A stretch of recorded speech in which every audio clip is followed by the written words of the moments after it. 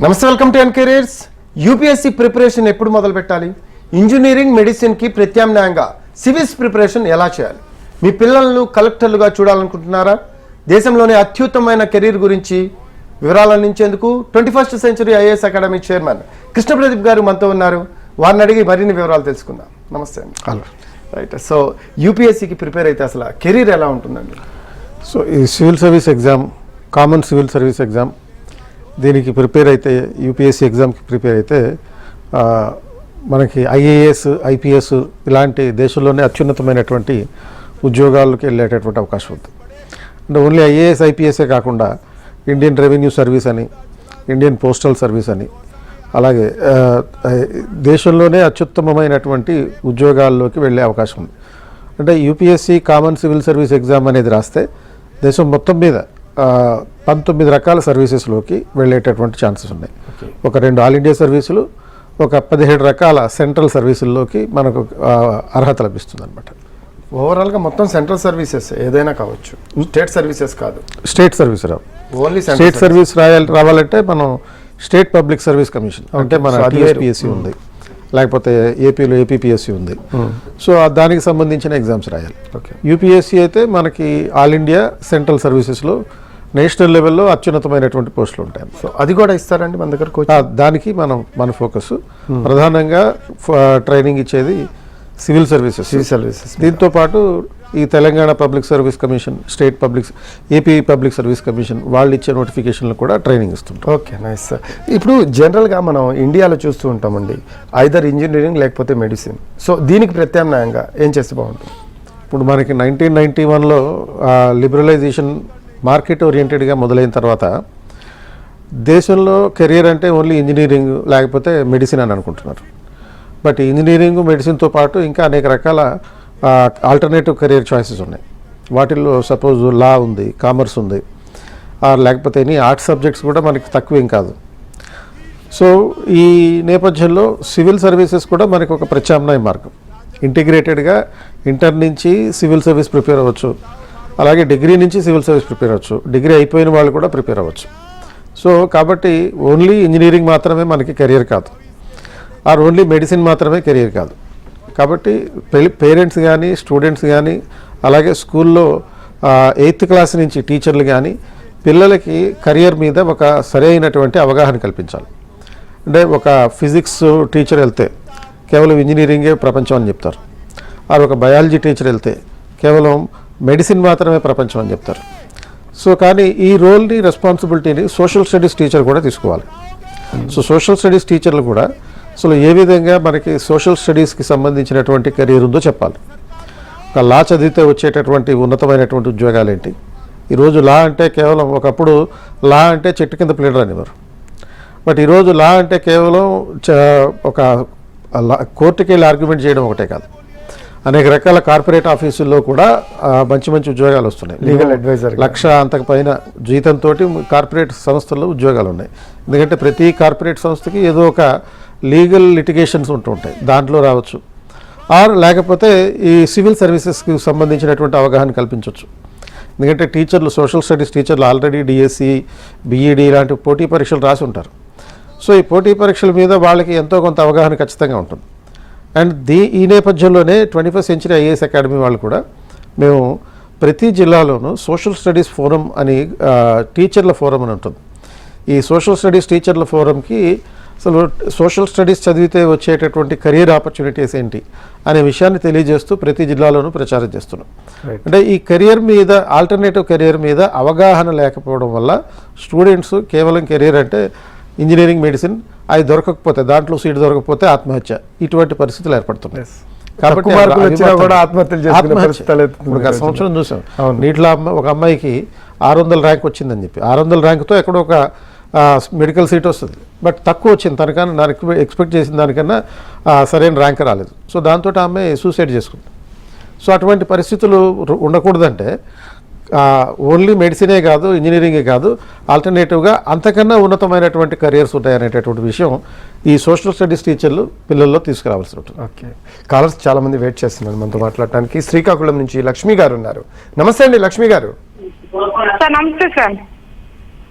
లక్ష్మి గారు నమస్తే. సార్ మాట్లాడండి. మనతో ఉన్న చైర్మన్ కృష్ణప్రదీప్ గారు. సార్ సార్ నమస్తే సార్. హలో మాట్లాడండి లక్ష్మి గారు, మాట్లాడండి. సార్ ఇప్పుడు పాప ఎంసెట్ గురించి ప్రిపేర్ అవుతుంది, ఇంటర్ సెకండ్ ఇయర్ లో.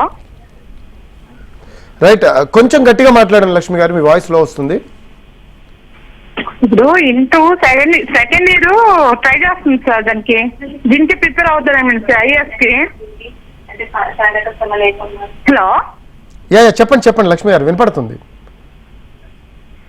అదే దానికి ఏదైనా కోచింగ్, ఏ కోచింగ్ తీసుకోవాలా ఏంటి అనేసి అలా కాల్ చేశాను sir. Right, second year try చేస్తుందట. సో ఏ కోచింగ్ తీసుకుంటే చేస్తుంది? సెకండ్ ఇయర్లో, ఇంటర్ సెకండ్ ఇయర్లో ఉన్నారా? సో ఇంటర్ సెకండ్ ఇయర్లో ఉన్నారు కాబట్టి మీరు డిగ్రీలో 21st సెంచరీ ఐఏఎస్ అకాడమీకి సంబంధించిన ఇంటిగ్రేటెడ్ బ్రాంచెస్ ఉన్నాయి. రాజమండ్రిలో ఒకటి ఉంది, అలాగే శంషాబాద్ అంటే మన హైదరాబాద్లో శంషాబాద్లో కూడా ఇంటిగ్రేటెడ్ క్లాసెస్ ఉన్నాయి. అంటే ఇంటిగ్రేటెడ్ దాంట్లో భాగంగా ఏం చేస్తామంటే ఇంటర్ నుంచి సివిల్ సర్వీసెస్, ఇప్పుడు వాళ్ళు సెకండ్ ఇయర్ ఇంటర్లో ఉన్నారు కాబట్టి డిగ్రీ నుంచి సివిల్ సర్వీస్ జాయిన్ అవ్వచ్చు. ఓకే, ఒకవేళ మీకు రాజమండ్రి బ్రాంచ్ దగ్గర అయితే అక్కడ కానీ, లేకపోతే హైదరాబాద్ బ్రాంచ్ దగ్గర అయితే ఇక్కడ కానీ. సో ఇంటిగ్రేటెడ్ ప్రిపరేషన్లో భాగంగా మనం ఒకవైపు ఒక యూనివర్సిటీకి సంబంధించినటువంటి యూనివర్సిటీ డిగ్రీ ప్లస్ దాంతోపాటు ఇప్పుడు మనకి సివిల్ సర్వీసెస్లో సుమారుగా 15 నుంచి 18 రకాల సబ్జెక్టులు ఉంటాయి. ఈ సంవత్సరానికి యావరేజ్న ఒక 5 రకాల సబ్జెక్టులతో ట్రైనింగ్ ఇవ్వడం జరుగుతుంది. అంటే ఇప్పుడు కోర్ సబ్జెక్టులని తర్వాత నాన్ కోర్ సబ్జెక్టులని ఉంటాయి. ఈ కోర్ సబ్జెక్టులు అండ్ నాన్ కోర్ సబ్జెక్టులు కలిపి ఈ సివిల్ సర్వీస్ ట్రైనింగ్ ఇవ్వడం జరుగుతుంది అన్నమాట. కాబట్టి ఒకేసారి స్టూడెంట్ డిగ్రీలో చేరేటప్పుడు BA economics, political science, public administration, sociology, history ఇటువంటి కాంబినేషన్ తోటి బిఏ చదవడం జరిగితే దానికి సివిల్ సర్వీస్ సబ్జెక్ట్స్కి కంపాటబిలిటీ ఉంటుంది. కాబట్టి స్టూడెంట్ సులభంగా సివిల్ సర్వీసెస్ డిగ్రీ అయిపోగానే సివిల్ సర్వీస్ సాధించడానికి అవకాశం ఉంటుంది. రైట్, ఇంకో కాలర్ ఉన్నారండి, ఎర్రి స్వామి గారు అనంతపురం నుంచి. నమస్తే అండి. నమస్తే సార్. ఎస్ మాట్లాడండి, చైర్మన్ కృష్ణప్రదీప్ గారు ఉన్నారు. కొంచెం వాల్యూమ్ ఎక్కువగా మాట్లాడండి కొంచెం.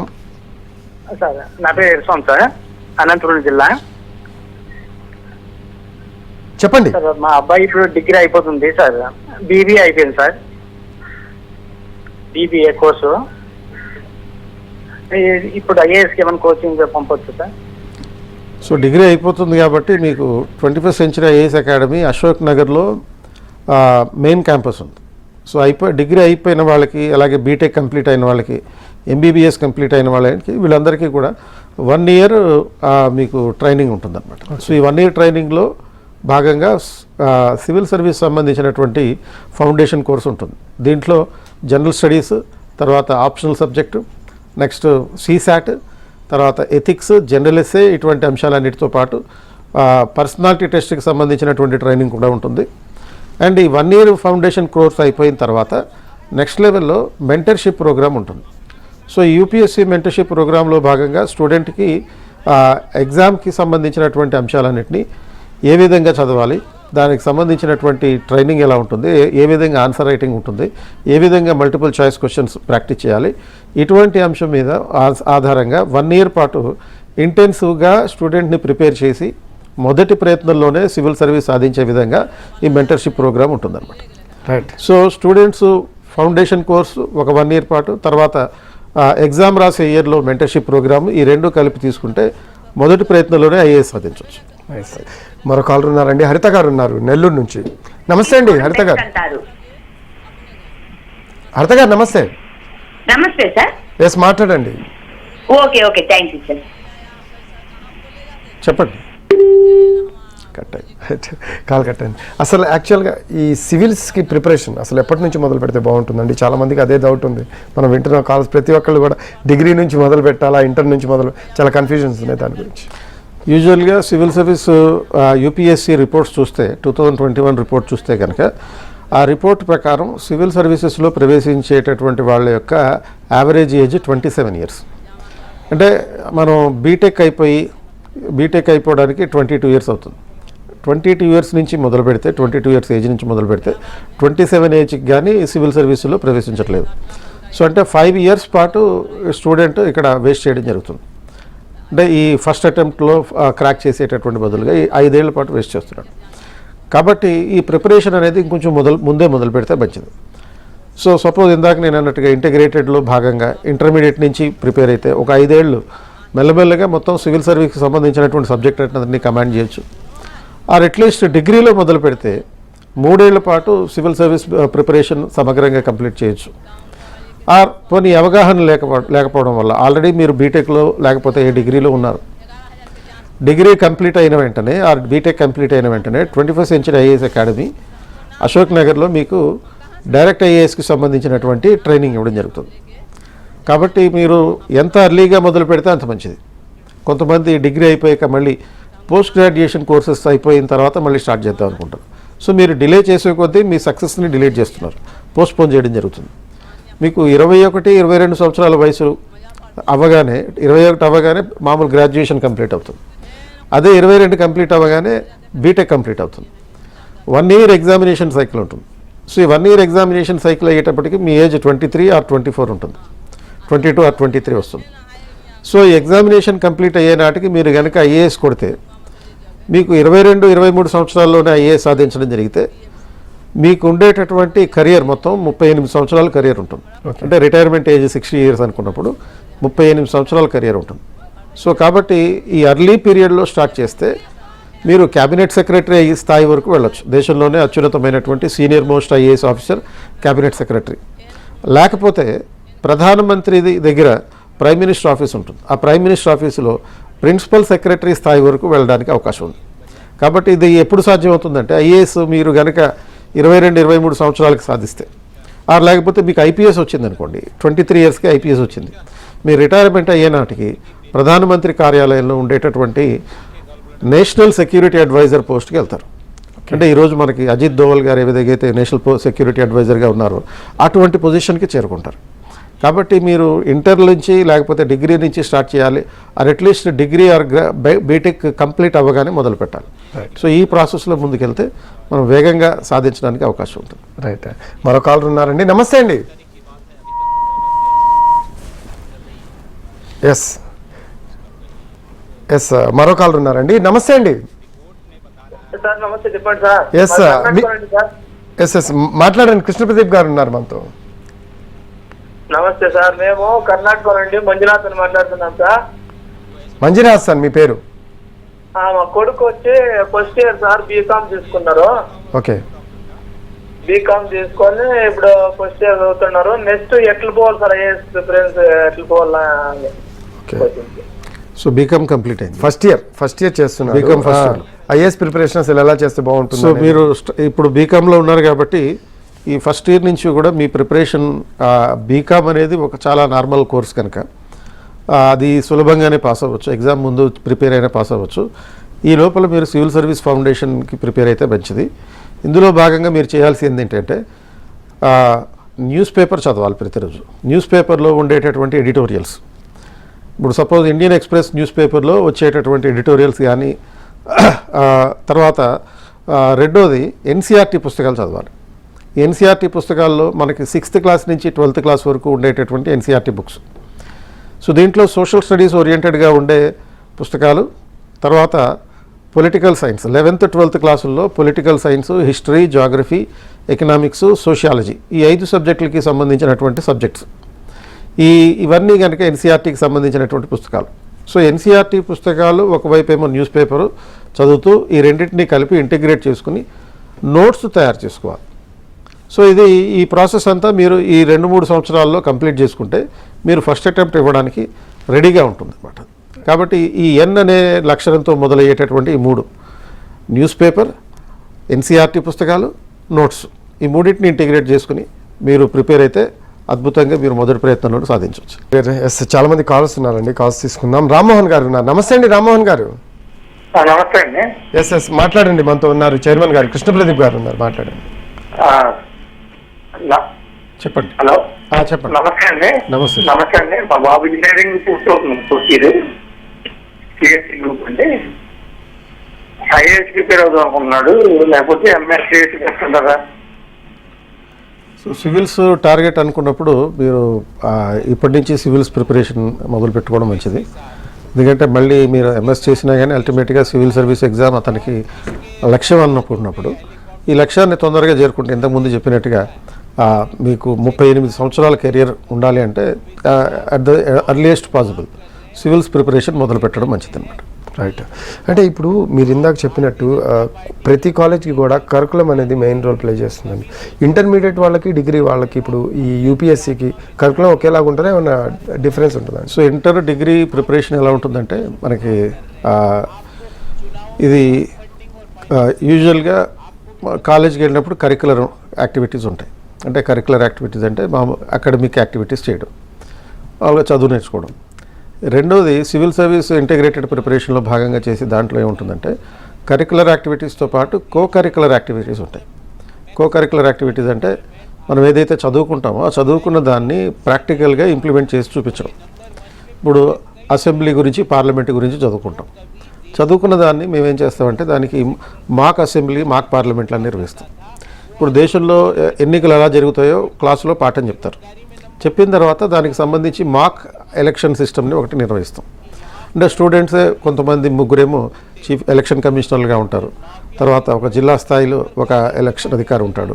ఇట్లా మొత్తం ఏ విధంగా అయితే ఎలక్షన్ కమిషన్ పనిచేస్తుందో ఆ పని చేసేటటువంటి విధానంలో స్టూడెంట్స్ వాళ్ళంతట వాళ్ళే ఒక లెక్చరర్ ఆధ్వర్యంలో ఒక మెంటర్ ఆధ్వర్యంలో ఈ ఎలక్షన్ కమిషన్ చేసేటటువంటి వ్యవహారాలన్నింటినీ మాక్ ఎలక్షన్స్ అనేటటువంటి విధంగా చేస్తాం. అలాగే యునైటెడ్ నేషన్ గురించి, వరల్డ్ హెల్త్ ఆర్గనైజేషన్ గురించి, ఇటువంటి వాటి గురించి చదువుకున్నప్పుడు మాక్ యునైటెడ్ నేషన్స్ అనే ప్రోగ్రాం పెడతాం. సో ఇటువంటి ప్రోగ్రామ్స్ ద్వారా స్టూడెంట్కి తను నేర్చుకున్న దాన్ని ప్రాక్టికల్గా అమలు చేసినట్టు అవుతుంది. ఇది కో కరికులర్ యాక్టివిటీ. ఇంతే కాకుండా ఇంకా ఎక్స్ట్రా కరికులర్ యాక్టివిటీస్ ఉంటాయి. అంటే దీంట్లో స్పోర్ట్స్ ఆడించడం, ఫిజికల్ ఎక్సర్సైజెస్, ఇటువంటి ఎక్స్ట్రా కరికులర్ యాక్టివిటీ. సో టోటల్గా ఇది ఒక కాంప్రిహెన్సివ్ సిటిజన్ని తయారు చేయడం అనమాట. కేవలం ఐఏఎస్ ఆస్పిరెంట్ని కాకుండా ఉత్తమ పౌరుణ్ణి తయారు చేసే ప్రక్రియలో ఈ curricular, co curricular, extra curricular activities ఉంటాయి. సో మీరు అన్నట్టు థియరీ కంటే కూడా ప్రాక్టికల్గా ప్రాక్టికల్తోనే నాలెడ్జ్ పెరుగుతుంది కాబట్టి ఈజీగా రైట్ వాళ్ళకి గుర్తుండిపోయింది పర్మనెంట్గా. రైట్, కాల్స్ వెయిట్ చేస్తున్నాం అండి. సత్యనారాయణ గారు ఉన్నారు వెస్ట్ గోదావరి నుంచి. నమస్తే అండి సత్యనారాయణ గారు. నమస్కారం. ఎస్ సార్, మాట్లాడండి. మనతో చైర్మన్ గారు ఉన్నారు. మా బాబు సివిల్స్ ఆల్రెడీ సార్ రాసాడండి ఫస్ట్ టైం. చెప్పండి వినపడుతుంది, చెప్పండి. రాసాడండి, ఫిలిమ్స్ పాస్ అయ్యాడండి. మెయిన్స్ కొద్ది మార్కుల్లో సబ్జెక్ట్ అంటే వాడు బీటెక్ చేశాడండి. అది వాడు ఇప్పుడు మళ్ళీ నెక్స్ట్ రాస్తున్నాడండి. నెక్స్ట్ కూడా ఇప్పుడు ప్రిపేర్ అవుతున్నాడండి లాంగ్ టర్మ్. మామూలుగా ఆంథ్రోపాలజీ తీసుకున్నాడండి, మామూలుగా ఆప్షనల్ సబ్జెక్టు. అది ఆప్షనల్ సబ్జెక్టు మీరు కాలేజీ ద్వారా లైన్ వారికి చెప్తారేమని అడుగుతున్నాను. సో ఆల్రెడీ ఇట్లా ఎవరైతే అటెంప్ట్ ఇచ్చి ఉంటారో అటెంప్ట్ ఆల్రెడీ ఇచ్చి 2-3 ప్రయత్నాలు అయిపోయినాయి, అయినా కానీ క్లియర్ చేయలేకపోతున్నారు అనుకునే వాళ్ళ కోసం 21st సెంచరీ ఐఏఎస్ అకాడమీలో ఒక mentorship programme, meditational mentorship programme అని చెప్పి ఒకటి బిగిన్ చేసాం. అంటే మెడిటేషనల్ మెంటర్షిప్ ప్రోగ్రామ్ అంటే మనం ఎంత శ్రద్ధగా అయితే పూజ చేస్తాం, అది హిందూ అయినా ముస్లిం అయినా లేకపోతే ఒక క్రిస్టియన్ ఎవరైనా సరే శ్రద్ధగా పూజ చేస్తాం, మెడిటేషన్ చేసినట్టుగా చేస్తాం. అదేవిధంగా ఈ ప్రిపరేషన్ కూడా అంత మెడిటేషన్ లాగా తయారు చేయాలి. సో దీనికోసం ఈ మెంటర్షిప్ ప్రోగ్రాంలో భాగంగా మేము ఒక 1 ఇయర్కి సరిపడా మొత్తం సిలబస్ అంతటిని 1 ఇయర్గా డివైడ్ చేసుకుని ప్రతిరోజు స్టూడెంట్కి కొన్ని టార్గెట్లు ఇచ్చి ఏ రోజుకి ఆ రోజు ఆ టార్గెట్లు సాధించే విధంగా ఒక 11 గంటల ప్లాన్ ఇస్తాం. రోజు 11 గంటలు. అంటే ఈ 11 గంటల్లో 6 గంటలు జనరల్ స్టడీస్ చదవాలి, 3 గంటలు ఆప్షనల్ చదవాలి, తర్వాత 1 గంట కరెంట్ అఫైర్స్ చదవాలి, 1 గంట సీసాట్ ప్రాక్టీస్ చేయాలి.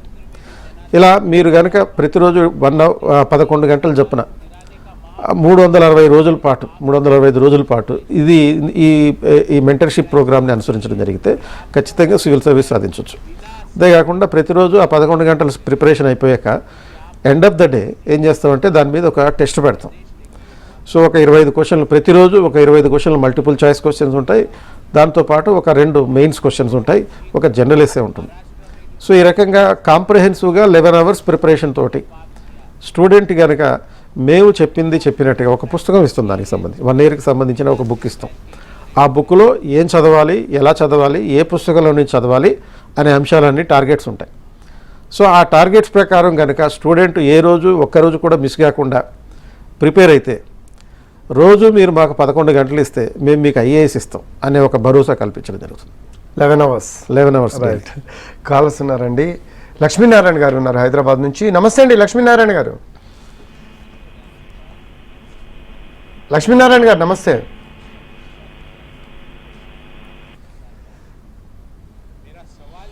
ఎస్, కాల్ కట్ అయినట్టుందండి. రైట్, ఇప్పుడు ఈ ఐఏఎస్లో ఉండే సబ్జెక్ట్స్ ఏంటంటే అసలు?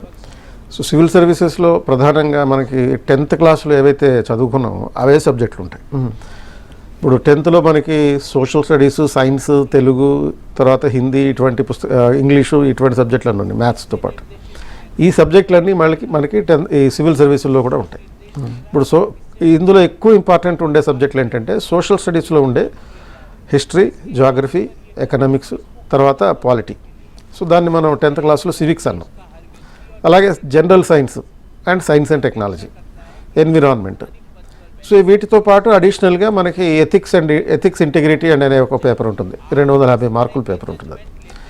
సో ఇట్లా మనం ఏదైతే 10thలో మనం ప్రిపేర్ అయ్యామో అవే సబ్జెక్టులు ఇక్కడ కూడా ఉంటాయి. ప్రిడామినెంట్గా 80 to 90% సబ్జెక్ట్ మొత్తం కూడా ఈ సోషల్ సైన్స్, హ్యుమానిటీస్ మీద ఆధారపడి ఉంటుంది. కాబట్టి ఈ సివిల్ సర్వీసుల్లో ఉండేటటువంటి సబ్జెక్టులు ఎవరైనా ప్రిపేర్ కావచ్చు.